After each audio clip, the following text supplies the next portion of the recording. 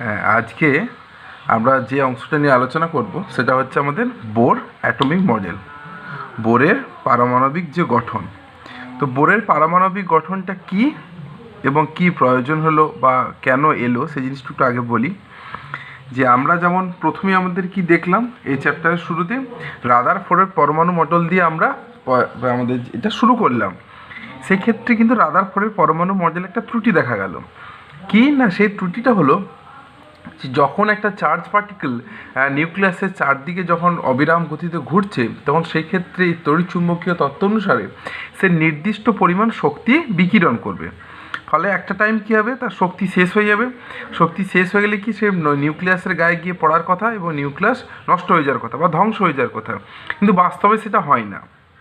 এবং সেই জন্য আমরা কি করলাম, এই যে ইলেকট্রোম্যাগনেটিক যে ওয়েভ আমাদের বেরোচ্ছে তড়িৎচুম্বকীয় তরঙ্গ, সেই তড়িৎচুম্বকীয় তরঙ্গ নিয়েও আমরা একটু আলোচনা করলাম।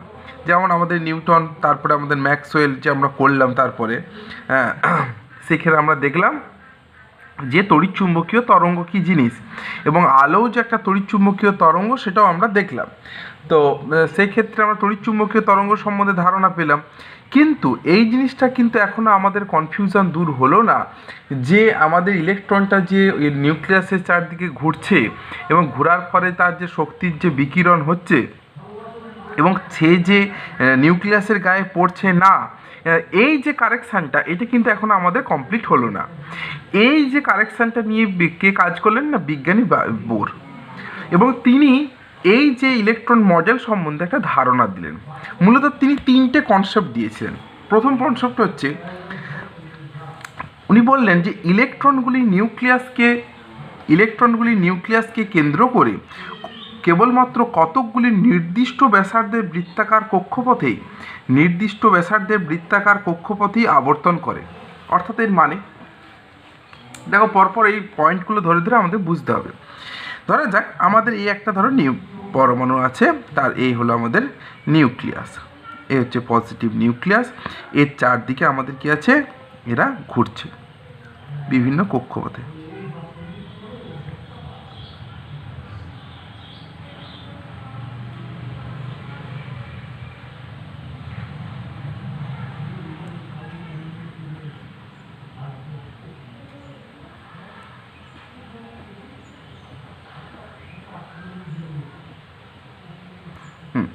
এগুলো হয়তো দেখতে হয়তো বৃত্তের মতো না হলেও, হয়তো আমার আঁকার অসুবিধার জন্য এটা হয়েছে, কিন্তু উনি কিন্তু বললেন যে এই প্রত্যেকটা কক্ষপথ আমাদের কীরকম না, বৃত্তাকার কক্ষপথ। এই প্রত্যেকটা কক্ষপথ কীরকম না, বৃত্তাকার কক্ষপথ। আমি হাফ সার্কেল করে এঁকেছি, এটা না হলে ফুল সার্কেল আঁকতে হতো। যাই হোক, তো এই হচ্ছে আমাদের নিউক্লিয়াস, এই হচ্ছে আমাদের প্রথম কক্ষ, দ্বিতীয় কক্ষ, তৃতীয় কক্ষ, চতুর্থ কক্ষ, পঞ্চম কক্ষ। উনি বললেন এই বৃত্তাকার কক্ষপথগুলিতে পরিভ্রমণ করেন। শুধু তাই নয়, উনি আরও বলেন কি, যে এই বৃত্তাকার কক্ষপথগুলি তো নির্দিষ্ট ব্যাসার্ধ বিশিষ্ট, অর্থাৎ এই একটা আমাদের কক্ষপথ। তাহলে এইটা দিয়ে নিউক্লিয়াস থেকে এই ডিস্টেন্স কত হবে, আর এই যে নির্দিষ্ট যে ব্যাসার্ধ বিশিষ্ট যে কক্ষপথগুলো আছে, এই বৃত্তাকার কক্ষ ব্যাসার্ধের মান এমন হবে, এবং এই যে বৃত্তাকার কক্ষপথে যে ঘুরছে,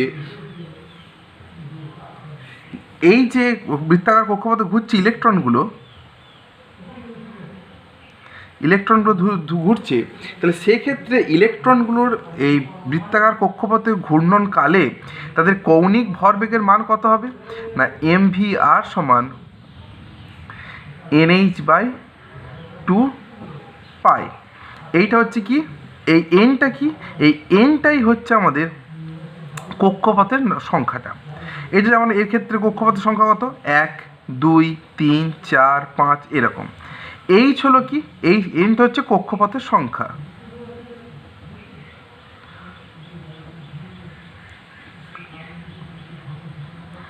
বা ঠিকভাবে বললে, কক্ষপথের সংখ্যা ঠিকভাবে বললে যে কী বোঝায় না, এইটা হচ্ছে আমাদের ওই তম কক্ষপথ। মানে এইটা ধরো তৃতীয় কক্ষপথ, যে চতুর্থ, এইটা কক্ষপথের সংখ্যা মানে তম কক্ষপথ, তম কক্ষপথ হয়েছে। তাহলে এই তম কক্ষপথে এটা পরিভ্রমণ করছে। এইচ আমাদের কি, এইটা হচ্ছে প্ল্যাঙ্ক কনস্ট্যান্ট,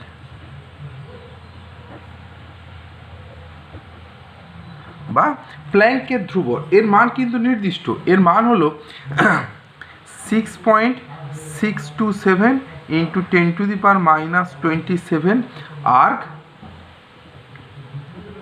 সেকেন্ড বা 6.627 ইন্টু 10⁻⁻34 জুল সেকেন্ড। এটা কিন্তু মান নির্দিষ্ট। এবার এটা হচ্ছে আর হচ্ছে বৃত্তাকার কক্ষপথের গতিবেগ। আচ্ছা, ভিটা হচ্ছে ওর গতি, আরটা হচ্ছে বৃত্তাকার কক্ষপথের ব্যাসার্ধটা। ভিটা হলো কি, ওই যে নির্দিষ্ট বেগে যে পরিভ্রমণ করছে তার বেগ, এবং এম হলো তার ভর। অর্থাৎ এই প্রথম সূত্র থেকে আমরা কি পেলাম, যে নির্দিষ্ট কক্ষপথে এগুলো পরিভ্রমণ করছে, কতগুলি বৃত্তাকার কক্ষপথে পরিভ্রমণ করছে, এবং পরিভ্রমণকালে তাদের ইলেকট্রনগুলোর যে কৌণিক ভরবেগ মানে হলো আমাদের কি না ভর ইন্টু বেগ। সেরকম যদি আমাদের কৌণিক, এটা তো আমাদের এটা যদি সরল লেখা যেতে হতো তাহলে এখানে শুধু আমাদের এমভি হয়ে যেত। কিন্তু যদি যখন আমি কোনো বৃত্তাকার পথ নেব, তখন সেক্ষেত্রে কৌণিক ভরবেগ কত আছে, এমভি। আর অর্থাৎ সেক্ষেত্রে ব্যাসার্ধের মানটাকে জুড়তে হয়। সেক্ষেত্রে আমাদের ব্যাসার্ধের মানটা এইটা হচ্ছে আমাদের সরলরেখার ক্ষেত্রে এমভি, আর যখন আমি বৃত্তাকার কোনো কক্ষপথ নিচ্ছি তখন সেক্ষেত্রে ব্যাসার্ধের মানটাকে যুক্ত হয়। সেক্ষেত্রে আমার কী হয়, এমভিআর। তাহলে এমভিআর সমান হচ্ছে কি, NH/2π। এবার দেখা যাক 2 নম্বর সূত্র কি বলছে। এইসব বৃত্তাকার কক্ষপথে আবর্তনকালে ইলেকট্রন কোনো শক্তি বর্জন করে না, আবার শোষণও করে না। অর্থাৎ এর মানে কি, উনি বললেন এইটাতেই কিন্তু রাদারফোর্ড থেকে উনি আলাদা করলেন ব্যাপারটাকে। কীরকম, যে ধরো এই কক্ষপথটাতে ইলেকট্রনগুলো আমাদের পরিভ্রমণ করছে, বা এই কক্ষপথে ইলেকট্রনগুলো পরিভ্রমণ করছে। রাদারফোর্ডের যে ত্রুটি দেখা গেছিল, সেখানে কিন্তু দেখা গেল কি, যে পরিভ্রমণকালে এদের এই যে কক্ষপথগুলো থেকে ইলেকট্রনগুলো কিন্তু শক্তির বিকিরণ করবে, এবং এই শক্তির বিকিরণ হলে তাহলে কী হবে, বিকিরণ হলে শক্তি ক্ষয় হবে এবং নিউক্লিয়াসের গায়ে গিয়ে পড়ার কথা। কিন্তু উনি বললেন যে না, এই কক্ষপথগুলোতে যখন পরিভ্রমণ করছে ইলেকট্রনগুলো, সেক্ষেত্রে কোনোরূপ কোনো শক্তির গ্রহণ বা বর্জন হবে না। এই অরবিটগুলোকে বা কক্ষগুলোকে উনি বললেন স্থির কক্ষপথ। উনি বলেন স্থির কক্ষপথ বা স্টেশনারি অরবিট, বা স্থায়ী কক্ষপথ, স্থির কক্ষপথ বলে বা স্থায়ী কক্ষপথ বলে, আবার বলে স্টেশনারি অরবিট অর্থাৎ স্থির। এক্ষেত্রে তারা কোনোরূপ কোনো শক্তির গ্রহণ বা বর্জন করে না। তো তো এই হচ্ছে আমাদের স্থির কক্ষপথ বা স্থায়ী কক্ষপথ। এখন প্রশ্ন হচ্ছে, কিন্তু অনেকগুলো আসবে, যে এই যে কক্ষপথটার কি তাহলে নির্দিষ্ট কোনো এনার্জি আছে? না, এই কক্ষপথের কিন্তু কোনো এনার্জি নেই। এটা তো একটা পথ, এই পথে ইলেকট্রনটা মুভ করছে, তার একটা ইমাজিনারি পথ আমরা কল্পনা করছি, সেই ক্ষেত্রে এটা আমরা বলছি কক্ষপথ। কিন্তু তাহলে এই কক্ষপথের যে এনার্জি নিয়ে আমরা বলছি, এই কক্ষপথের যে ইলেকট্রন পরিভ্রমণ করে তার যেটা এনার্জি, সেটাই হবে এই কক্ষপথের এনার্জি। এই যে পাথ যেগুলো আমরা অঙ্কন করেছি, এটা কিন্তু কাল্পনিক। এই পথে ইলেকট্রনগুলো নির্দিষ্ট ডিস্টেন্স মেনটেন করে যে পরিভ্রমণ করছে, সেই জন্য এটাকে বলা হচ্ছে স্থির কক্ষপথ। ঠিক আছে, এই যে কক্ষপথগুলোতে ইলেকট্রনগুলো যে পরিভ্রমণ করছে, সেই জন্য কি হচ্ছে, এই ইলেকট্রনের যেটা শক্তি, সেটা এই স্থির কক্ষপথের শক্তি হয়েছে। এবং এই যে এই কক্ষপথগুলোর ক্ষেত্রে যদি আমি ধরি 4, এবং এই যে কক্ষপথগুলোতে আছে আমাদের, এই কক্ষপথগুলোর ক্ষেত্রে এদের যে এনার্জিগুলো আছে সেগুলোর মান কিন্তু নির্দিষ্ট। এই কক্ষপথগুলোর মান কিন্তু এনার্জিগুলোর মান হচ্ছে নির্দিষ্ট। এই কক্ষপথগুলোর নির্দিষ্ট, এটাকে বলে কে, এটাকে এল, এটা এম, এটা এন, এটা ও, এরকম। এবং এই যে কক্ষপথগুলো যে নির্দিষ্ট এনার্জিগুলো আছে, এর মানগুলো কিন্তু নিউক্লিয়াস থেকে আমরা যত প্রসিড করব তত কিন্তু এর মানগুলো কি হয় না বৃদ্ধি পায়। এর মানগুলো কি হয় না বৃদ্ধি পায়। যেমন কে থেকে এল এর ক্ষেত্রে কে থেকে এল এর ক্ষেত্রে মানটা বাড়ে, আবার এল থেকে এম এর ক্ষেত্রে মানটা বাড়ে, এল থেকে এম এর মানটা বাড়ে, এম থেকে ও এর ক্ষেত্রে এর মানটা বাড়ে। তাই যে এদের এনার্জিগুলো কীরকম আসবে না O greater than N, greater than M, greater than L, greater than K. এই হচ্ছে আমাদের ব্যাপারটা। ঠিক আছে, এই হচ্ছে দেখো আমাদের নির্দিষ্ট কক্ষপথের যে এনার্জির ইয়েটা, ওরিয়েন্টেশনটা। এরপর দেখো আসা যাক লাস্টলি আমাদের যে পয়েন্টটা ছিল, যে যে তরঙ্গ, তাহলে কি আমরা এই যে বর্ণালী, যে আমরা আগের ভিডিওতে আলোচনা করলাম বর্ণালী বা স্পেকট্রাম বা তরঙ্গ, তাহলে এগুলো তাহলে আমরা কখন পেলাম বা এগুলো কি পাবো না? হ্যাঁ পাবো। দেখো জিনিসটা কীরকম, ধরো একটা ইলেকট্রন আমাদের আছে কোথায়, এই ধরো কে সমান 1-তেই আমাদের আছে। এরপরে এখে ওই যেমন আমরা বলছিলাম তড়িৎ মোক্ষম নলে বা হ্যান ত্যান, কোনোভাবে এই যে অ্যাটমটাকে এক্সাইটেড করলাম, এক্সাইটেড করলে কী হবে, ইলেকট্রনটা জাম্প করে কোথায় যেতে পারে, ইলেকট্রনটা জাম্প করে কিন্তু যেতে পারে কোথায়, কে থেকে এলে যেতে পারে, কে থেকে এমে যেতে পারে, কে থেকে এনে যেতে পারে, আবার কে থেকে ওয়ে যেতে পারে। তাহলে দেখো জিনিসটা কীরকম।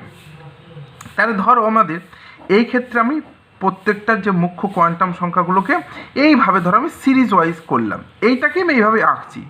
এন সমান এটা কত 1, এন সমান কত 2, এন সমান 3, এন সমান 4, এন সমান 5, এন সমান 6। তাহলে ধরো এই কক্ষপথ থেকে একটা ইলেকট্রন আমাদের জাম্প করে কোথায় যেতে পারে, এইখানে যেতে পারে, এটাই যেতে পারে, এইটাই যেতে পারে, আবার এইটাই যেতে পারে, আবার এটাতেও যেতে পারে। হয়েছে, এই কিন্তু এতগুলো প্রবাবিলিটি। এখন যদি ধরো একটা ইলেকট্রন n1 থেকে n সমান 1 থেকে জাম্প করে কোথায় গেল না n সমান 2, n সমান 1 থেকে n সমান 2-এতে গেছে, হয়েছে। তাহলে সেক্ষেত্রে আমাদের এইটা যদি আমি ধরি, এই শক্তি স্তরটাকে ধরি E1, তাহলে এই শক্তি স্তরটা আমার কত হবে E2। তাহলে এই দুটো শক্তি স্তরের মধ্যে নিশ্চয়ই পার্থক্য আছে। বেশ, এই ইলেকট্রনটা এরপর যখন শক্তি শোষণ করে এই স্তরে পৌঁছালো বা এই স্তরে পৌঁছালো, এই স্তর থেকে সে কী করবে, একটা টাইম পর যখন এনার্জি সোর্স আমি সরিয়ে নেব, সেই ইলেকট্রনটা আবার কী করবে, এই স্তর থেকে এই স্তরে আবার ফিরে আসবে, তখন কী হবে, শক্তির বর্জন করবে, শক্তির বর্জন হবে, তখন শক্তির কী হবে, সেক্ষেত্রে শক্তির আমাদের বর্জন হবে। এবং সেক্ষেত্রে কী হবে, শক্তির বর্জন মানে কতটা শক্তির বর্জন হবে, সেক্ষেত্রে ধরো আমাদের N2 থেকে N1-এ ফিরে এসেছে, ধরো এইখান থেকে ফিরে এসেছে আমাদের কোথায় এ থেকে, তাহলে শক্তির বর্জন কতটা হয়েছে বা শক্তির ডিফারেন্সটা E2 মাইনাস E1 সমান ডেল্টা E। তাহলে এই পরিমাণ শক্তি কিন্তু আমাদের বর্জিত হয়েছে।